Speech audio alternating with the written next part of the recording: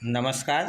हम फिर से मिल रहे हैं chapter number 2, economics indicators of growth development. तो इसमें देखिए क्वेश्चंस आता है कैरेक्टरिस्टिक्स ऑफ इकोनॉमिक डेवलपमेंट।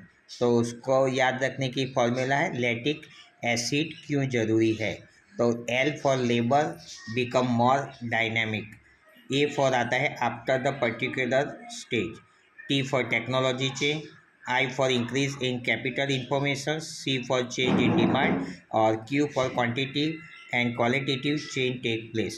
तो देखिए इसमें साथ में मैंने छोटा ट्री भी ड्रॉ किया है, तो इसमें आप LATCQ ऐसे ड्रॉ करके लिख सकते हो और पेपर को अच्छे से प्रेजेंट कर सकते हो। साथ में आता है ह्यूमन डेवलपमेंट इंडेक्स। तो ह्यूमन डेवलपमेंट इंडेक्स और PQLI में मिक्स हो जाते हैं ना पॉइंट। तो देखिए गो नॉलेज फॉर लाइफ, तो फॉर ये हमने ऐड किया है। तो आप देखिए इससे भी गुड स्टैंडर्ड ऑफ लिविंग से गो हो जाता है।